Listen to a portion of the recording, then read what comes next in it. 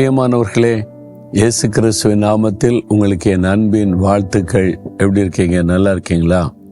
இந்த நாள் காலை பொழுது உங்களுக்கு எப்படி இருக்குது? சந்தோஷமா இருக்குதா? நிம்மதியா இருக்குதா? மன மகிழ்ச்சியா இருக்குதா?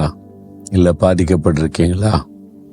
பாருங்க, நம்முடைய வாழ்க்கையில நம்ம கடந்து செல்லுகிற பாதையில கொஞ்சம் கரடு முரடான பாதை தான்.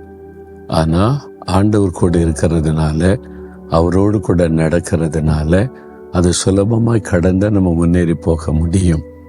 இன்றைக்கு உங்களுக்கு இருக்கிற பிரச்சனை போராட்டத்தை கூட இன்னைக்கு சுலபமா தாண்டி போவீங்க. பயப்படாதங்க. இந்த இடம் பார்த்தீங்களா எவ்வளோ அழகா இருக்கு, ஒரு மன ரம்மியமா இருக்குது. நான் சொன்னல, மஸ்கட்ல, ஓமான் தேசத்துல மஸ்கட் பட்டணத்துல கடற்கரை பகுதி பாருங்க, சுத்திலும் மலைப்பகுதி, மத்தியில தண்ணீர், அதுக்கு நடுவில் இருப்பதே ஒரு பெரிய சந்தோஷம்தான். இந்த ஒமான் தேசமே ஒரு ஆச்சரியமான ஒரு சிருஷ்டிப்பு தான். பொதுவான வளைகுடா நாடுகளில், பெரும்பாலான நாடுகளை மலைப்பகுதியை பார்க்க முடியாது. ஆனால் இந்த ஒமான் தேசத்தில் நிறைய மலைப்பகுதிகள், கடலை ஒட்டி, கடலுக்குள்ள. அதான் இந்த இடம் பாருங்க, சுற்றிலும் இந்த மலை, மத்தியில் இந்த கடல் தண்ணீர். அதுலேருந்து இருக்கும்போதே, அதை பார்க்கும்போதே ஒரு பெரிய ஆச்சரியமாக இருக்கு, சந்தோஷமாகவும் இருக்கிறது. சரி, இந்த நாள் ஆண்டவர் எனக்கு என்ன வார்த்தை சொல்றாருன்னு பார்க்குறீங்களா? உங்களோடு தான் பேசுகிறார். 63வது சங்கீதம் 1வது வசனத்துல, வறண்டதும் விடாய்த்ததும் தண்ணீரற்றதுமான நிலத்திலே என் ஆத்துமா உம்மேல் தாகமாயிருக்கிறது, என் மாம்சமானது உம்மை வாஞ்சிக்கிறது. தேவனே, என் ஆத்துமா உம்மேல் தாகமாயிருக்கிறது. ஒரு வறண்டு போன நிலம், இது மாதிரி பாலைவனம், அதிலெல்லாம் ரொம்ப தூரம் நடந்துட்டீங்கன்னு வைங்க, அதுவும் இந்த வெயில்னால பாதிக்கப்பட்டுட்டீங்கன்னு வைங்க, நாக்கு வறண்டுரும், தாகம் உண்டாயிரும். ஒரு தாகத்தினால உங்களுக்கு எதை தேடுவீங்க? தண்ணீரை தேடுவீங்க. இந்த தாகத்தோடு இருக்கும்போது சூடாக பிரியாணி கொடுத்தா கூட சாப்பிட தோணாது, இனிமையான பொருட்களை கொடுத்தாலும் சாப்பிட தோணாது. இப்போ நான் தாகமாக இருக்கிறேன், ஒன்றே ஒன்று தான் இப்போ எனக்கு வேணும், தண்ணீர் வேண்டும்.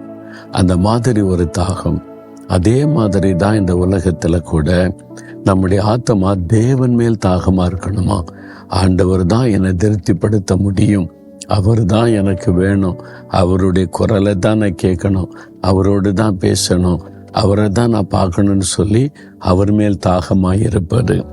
நீ உண்மையான தாகத்தோட ஆண்டவரை பார்க்கணும்னு நீ தேட ஆரம்பிச்சிங்கன்னா அவரே தன்னை உங்களுக்கு வெளிப்படுத்துவார். ஏற்கனவே நம்ம அறிந்தது தான், சுந்தர் என்கிற வாலிபன் பஞ்சாபில் இளம் வாலிபனாக இருக்கும் போதே தாகத்தோட தெய்வத்தை தேடினான். நான் தெய்வத்தை பார்க்கணும், தெய்வம் என்னோட பேசணும், கடவுள்னு ஒருத்தர் என்கிட்ட பேசணும். நீ பல நாட்கள், பல மாதங்கள், சில வருஷமாய் தேடி தேடி தேடி ஓயில கட்டாயம் நான் பார்த்தா தான் என் தாகம் தீரும் என்று சொல்லி கடைசியில் அவனுக்கு ஆளுக்கு ஒரு கடவுளை சொல்றாங்க, எதுதான் கடவுள்னே தெரியல. கடைசியில் ஒரு முடிவுக்கு வந்தான். ஆனால் கடவுள்னு ஒருத்தர் இருக்கிறார், அது யாருன்னு தெரியல.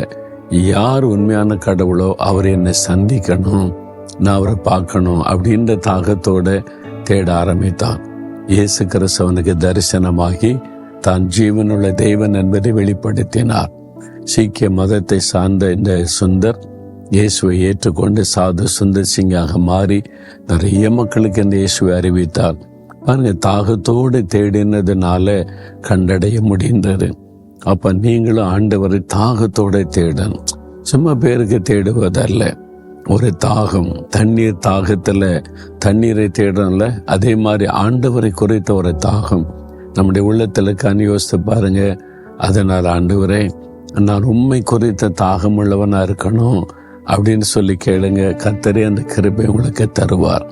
தேவனே, என்னுடைய ஆத்மா உண்மையிலே தாகமாய் இருக்கிறது, உம்மை பார்க்கணும், உம்முடைய குரலை கேட்கணும், உண்மை எங்களுக்கு வெளிப்படுத்தணும். யார் யார் அப்படி ஜெபிக்கிறாங்களோ அவங்களுக்கு எல்லாம் உங்களை வெளிப்படுத்தி, உங்களை காண்பித்து ஆறுதல் படுத்தி தாங்கி நடத்துங்க.